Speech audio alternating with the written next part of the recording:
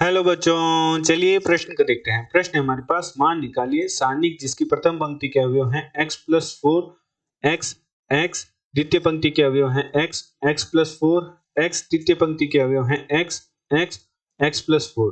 चलिए सर्वप्रथम हम प्रश्न के लिए मुख्य अवधारणा लिखते हैं। मुख्य अवधारणा में हम 3 गुणा 3 कोटि की सारणिक का प्रसार किस प्रकार ज्ञात किया जाता है उसका अध्ययन करेंगे।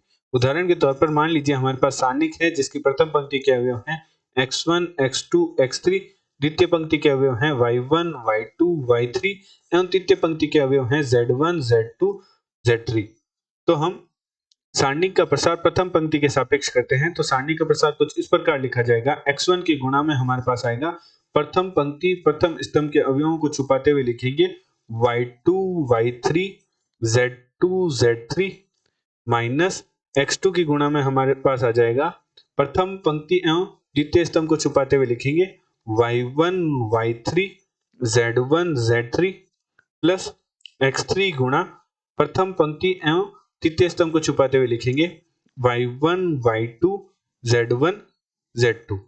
तो गुणा कुछ इस प्रकार होगी कि y2 की गुणा z3 से माइनस z2 की गुणा y3 से, y1 की गुणा z3 से माइनस z1 की गुणा y3 से और y1 की गुणा z2 से माइनस z1 की गुणा y2 से। तो हमारे पास प्रसार कुछ इस प्रकार प्राप्त होगा। सारणिक का प्रसार प्रथम पंक्ति के सापेक्ष हमारे पास प्राप्त होगा x1 गुणा y2 z3 minus y3 z2 minus x2 गुणा y1 z3 minus y3 z1 plus x3 गुणा y1 z2 minus y2 z1। तो इस प्रकार हम किसी भी सारणिक का प्रथम पंक्ति के सापेक्ष प्रसार ज्ञात करते हैं। अतः प्रश्नानुसार प्रश्न में हमारे पास सारणिक दे रखी है जिसकी प्रथम पंक्ति के अवयव हमारे पास हैं x प्लस 4x और x, द्वितीय पंक्ति के हमारे पास अवयव दे रखे हैं जो कि हैं x x x प्लस 4 और x, और तृतीय पंक्ति के अवयव हैं x x और x प्लस 4।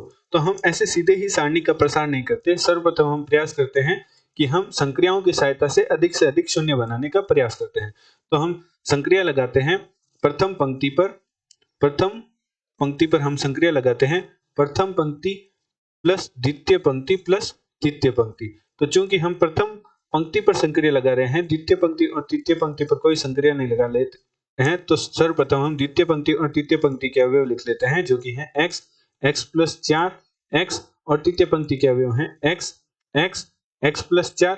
चूंकि हमने प्रथम पंक्ति पर संक्रिया लगाई है कि प्रथम पंक्ति प्लस द्वितीय पंक्ति प्लस तृतीय पंक्ति के अवयव, तो x प्लस 4 प्लस x हमारे पास हो जाएगा 3x plus 4 3x plus 4 3x plus 4। जहां से हमारे पास प्रथम पंक्ति से 3x प्लस 4 उभयनिष्ठ है, तो इसे हम सारणी के बाहर निकाल लेते हैं। प्रथम पंक्ति के अवयव में हमारा 3x प्लस 4 है, वह उभयनिष्ठ प्राप्त हो रहा है, तो इसे हमने सारणी से बाहर निकाल लिया। तो हमारे पास प्रथम पंक्ति के अवयव बने 1 1 1, द्वितीय पंक्ति के अवयव हमारे पास है x x प्लस 4 x, एवं तृतीय पंक्ति के अवयव हमारे पास है x x x प्लस 4। अब हम ऐसी संक्रियाओं की सहायता लेंगे जिससे हम अधिक से अधिक शून्य बना सके। तो सर्वप्रथम हम प्रथम स्तंभ पर संक्रिया लगाते हैं प्रथम स्तंभ माइनस द्वितीय स्तंभ, एवं हम द्वितीय स्तंभ पर संक्रिया लगाते हैं द्वितीय स्तंभ माइनस तृतीय स्तंभ।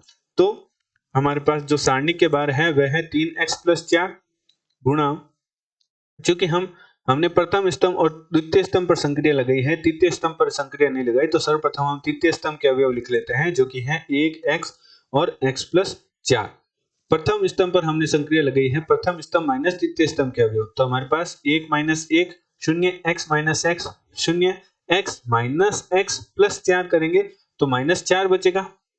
इसी प्रकार हमारे पास अन्य अवयव बचेंगे द्वितीय स्तंभ पर। जब हम द्वितीय स्तंभ माइनस तृतीय स्तंभ करेंगे तो 0 x प्लस 4 माइनस x करेंगे तो 4, और x माइनस 4 हो जाएगा तो माइनस 4। अब हम मुख्य अवधारणा अनुसार प्रथम पंक्ति के सापेक्ष सारणी का प्रसार कर देंगे, तो हमारे पास प्राप्त होगा 3x प्लस 4। प्रथम पंक्ति के सापेक्ष प्रसार करेंगे तो शून्य गुणा जो भी आएगा वह शून्य हो जाएगा, माइनस शून्य गुणा जो भी आएगा वह पद शून्य हो जाएगा, प्लस 1 के गुणा में हमारे पास आ जाएगा 0 4 माइनस 4 और माइनस 4। तो गुणा कुछ इस प्रकार होगी कि 0 की गुणा माइनस 4 से तो शून्य हो जाएगा, माइनस -4 की गुणा 4 से करेंगे तो माइनस का 16 और माइनस माइनस प्लस हो जाएगा, तो हमारे पास बचेगा प्लस का 16। तो हमारे पास प्राप्त होगा 3x + 4 तो हमारे पास था ही, और हमारे पास गुणा में प्राप्त हुआ सारणिक का प्रसार करने पर प्रथम पंक्ति के सापेक्ष हमारे पास प्राप्त हुआ 16।